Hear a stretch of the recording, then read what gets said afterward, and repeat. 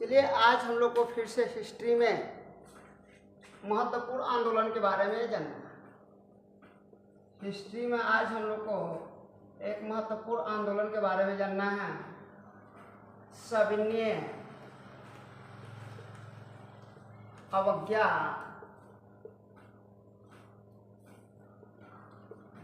आंदोलन।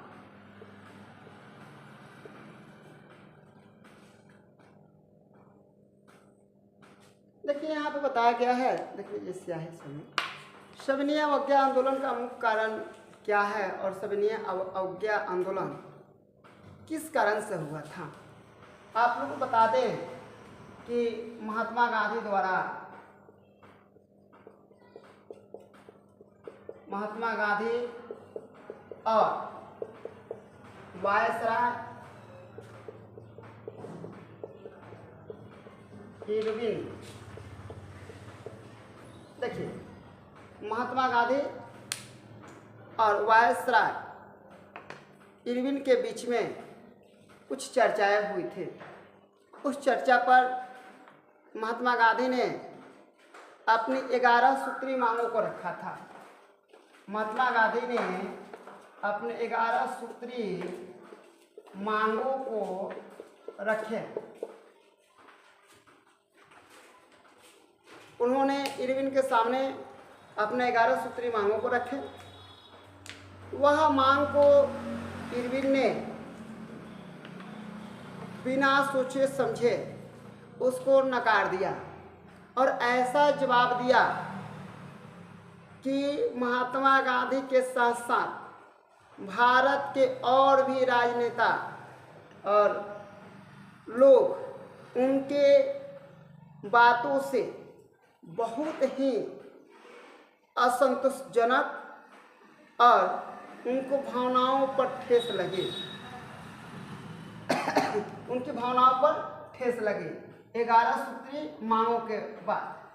तब गांधी जी ने ये विचार किए कि ये ऐसे करने से हमको मेरी मांगे पूरी नहीं होगी। तब उन्होंने 12 मार्च 1930 ईस्वी में 12 मार्च 1930 ईस्वी में सविनय अवज्ञा आंदोलन के लिए आह्वान किया। बताया जाता है आंदोलन की जब धमकी दे रहे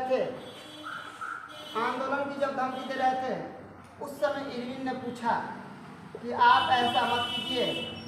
तब महात्मा गांधी ने बोले कि मैंने आपसे रोटी मांगा और आपने मुझे खाने के लिए पत्थर दिया। मैंने आपसे रोटी मांगा और आपने खाने के लिए मुझे क्या दिया? पत्थर दिया।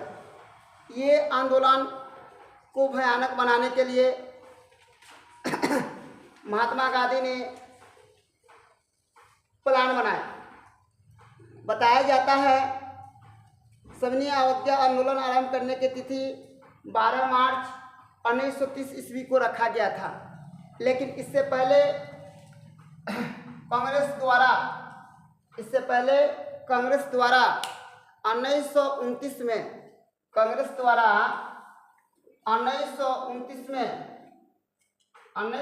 में लाहौर के अधिनिवेशन में सविनय अवज्ञा आंदोलन करने की प्लान बन गई थी, परंतु वह सफल नहीं हुआ और उसको वहीं से लाहौर अधिनिवेशन, जब कांग्रेस का 1929 में लाहौर अधिनिवेशन हुआ, उसी में उनको ये परमिशन मिल गया था कि आप सविनय अवज्ञा आंदोलन करा सकते हैं। लेकिन ये क्या होते चलते गया। जब दूसरी बार फरवरी 1930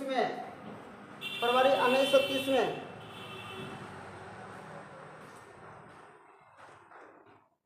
साबरमती आश्रम में फरवरी 1930 में साबरमती आश्रम में, बताते चले यहाँ पर लिखते चले,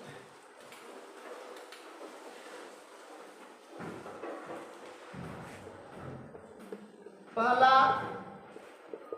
बैठक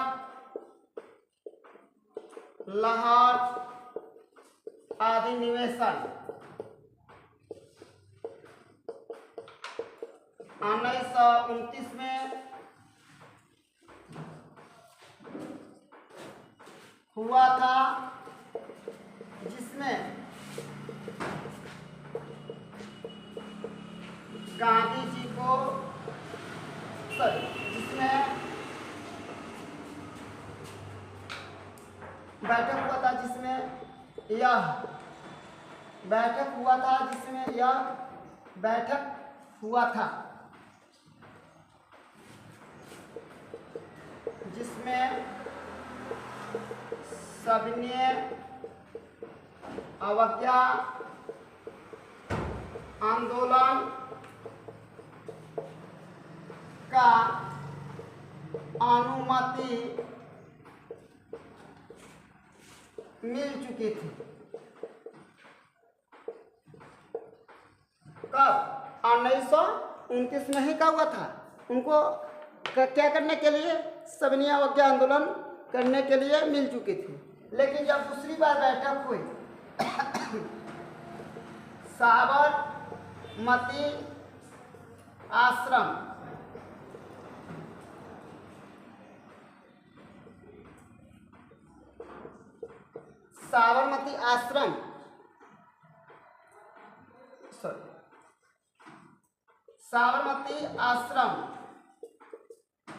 में दूसरी बैठक में फरवरी 1930 ईस्वी में गांधी जी को फिर से आंदोलन करने के लिए कांग्रेस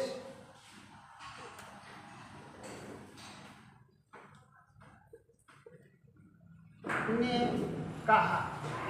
और ये कांग्रेस के कहने पर ये द्वितीय जब का हुआ था, बैठक हुआ था साबरमती आश्रम में, जब का हुआ था वहाँ पे उनका अध्यक्षता में, कांग्रेस की अध्यक्षता में, ठीक है ना, कांग्रेस की कार्यकारिणी बैठक हुई थी, ठीक है। उससे पूरा इस आंदोलन का नेतृत्व किसको सौंप दिया गया था? नेतृत्व किसको सौंप दिया गया था? महात्मा गांधी को। महात्मा गांधी को यह बोल दिया गया था कि ये आंदोलन आपको करना है, लेकिन जितना भी कार्य करना है, जितना भी आंदोलन में रहे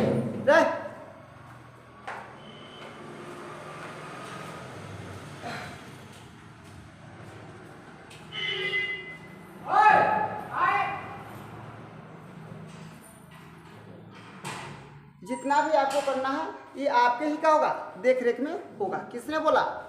कांग्रेस के कार्यकारिणी बैठक के समिति ने बोला। गांधी जी ने इसको स्वीकार कर लिया।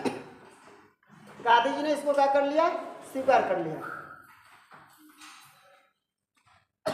अब देखिए इन्होंने क्या किए, गांधी जी ने क्या किए, थोड़ा सा कहते। गांधी जी ने 12 मार्च 1930 को 12 मार्च 1930 को आंदोलन शुरू कर दिए।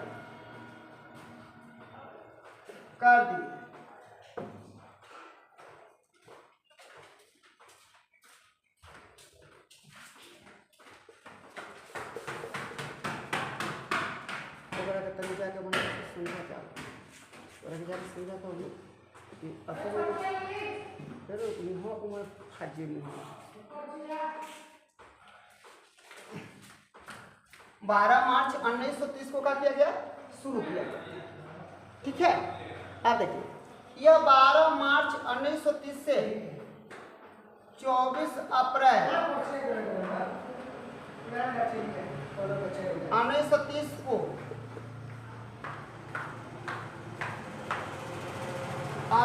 24 अप्रैल 1930 को आंदोलन समाप्त कर दिया। ये लगभग मात्र 12 से कितना दिन तक चला था, 12 से लेकर ये हम लोग का, सॉरी गलती लिख दिए यहाँ पे, 6 अप्रैल, गलती लिख के यहाँ पे मिस्टेक से गलती हो गया, 6 अप्रैल, 12 मार्च 1930 से 6 अप्रैल 1930 तक को यह आंदोलन समाप्त कर दिया गया। इस दिन को यह समाप्त कर दिया गया।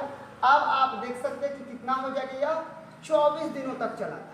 यह आंदोलन कितना दिन तक चला था, 24 दिनों तक चला था। ठीक है, इस 24 दिन में महात्मा गांधी द्वारा 385 किलोमीटर गांव गांव घर घर, ठीक है ना, करते हुए उन्होंने 385 किलोमीटर तक उन्होंने क्या किया, अपनी यात्रा की। इसको हम लोग अगर मील में बताएंगे, ठीक है ना, तो 241 मील होता है, 241 मील का हो जाएगा, होता है। उन्होंने 24 दिन में कितना हुआ था, 385 किलोमीटर, 385 किलोमीटर उन्होंने क्या किया था, यात्रा किया था। इस महात्मा गांधी के साथ में 78 लोग थे। उनके साथ में सदस्य की संख्या कितना था, 78 लोग। उसमें कितने सदस्य हुआ करते थे, या उनके साथ में चल रहे थे, 78 लोग थे। आगे बताया जाता है ये जो हम लोग शुरुआत किए थे, या महात्मा गांधी के द्वारा ये जो शुरू की गई थी, ये कहाँ से हुआ था, साबरमती आश्रम अहमदाबाद से। ये कहाँ से शुरू किया गया था, अहमदाबाद से शुरू किया गया था, जो यह कहाँ है, गुजरात में।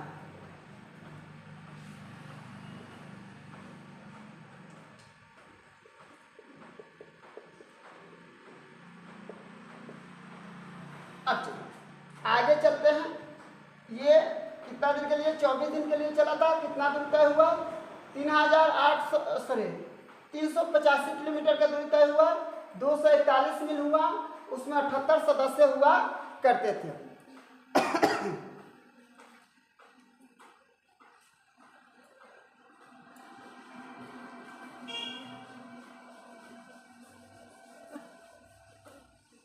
जब इन्होंने 24 दिन तक यात्रा करने के बाद, ठीक है, जब इन्होंने 24 दिन तक यात्रा की है, ठीक है,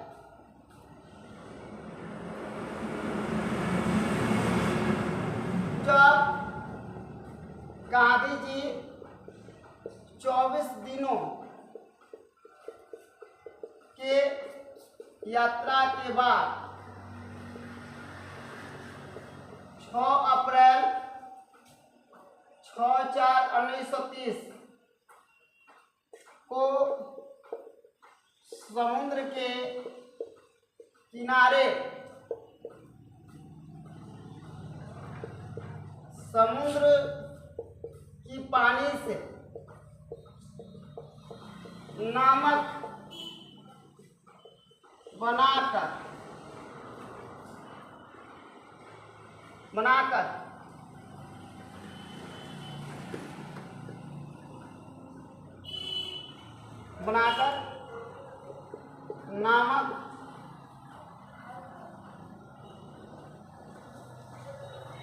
नामक कानून का विरोध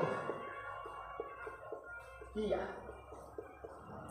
नामक कानून बना के क्या कर लिया, उसका विरोध कर लिया। ठीक है, और ये विरोध यहाँ से शुरू हो गया, ये विरोध यहाँ से शुरू हो गया। उस आंदोलन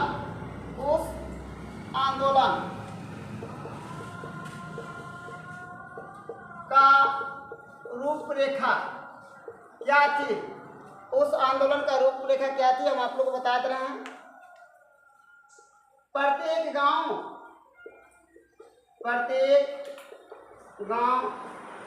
में नामक का विरोध करना,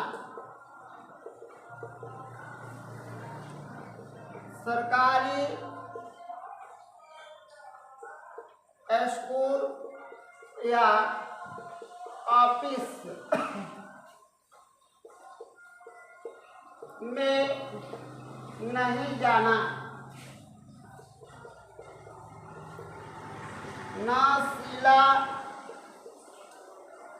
नशीला पदार्थ का विरोध करना, नशीला पदार्थ का विरोध करना। 4 हो जाएगा विदेशी वस्त्रों का होलिका दहन करना। 5वां हो जाएगा आपको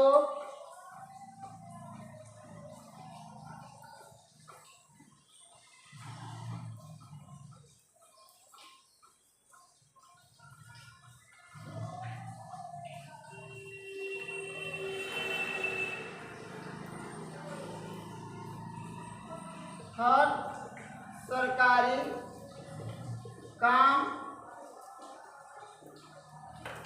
कार्यों में भाग न लेना। ये इसका रूपरेखा था।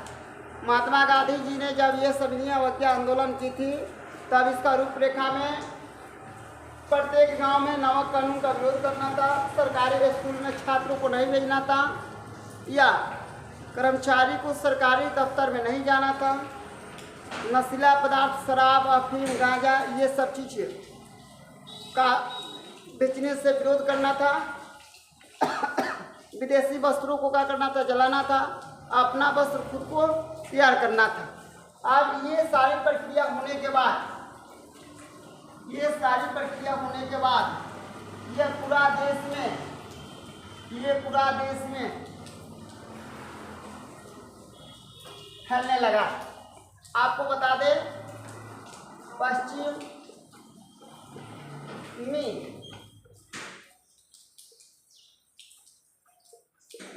भारत के पश्चिमी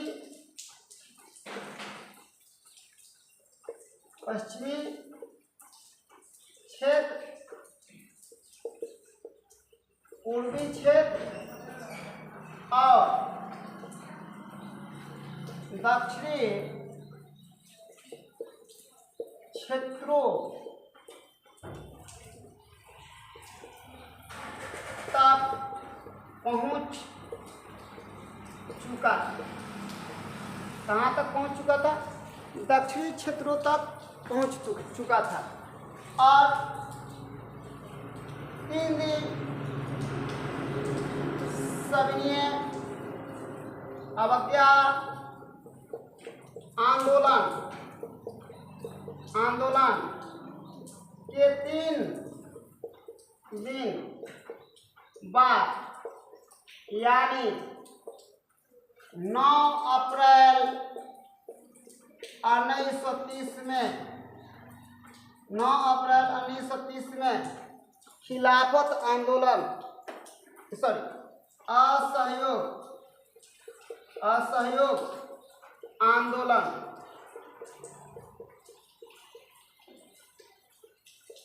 शुरू कर दिए थे।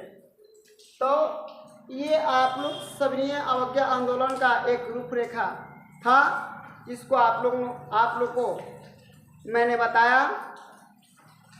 और ये जो भी किया गया इसका मूल मकसद एक ही को था, अंग्रेजों का विरोध करना था। आज के लिए इतना ही, धन्यवाद।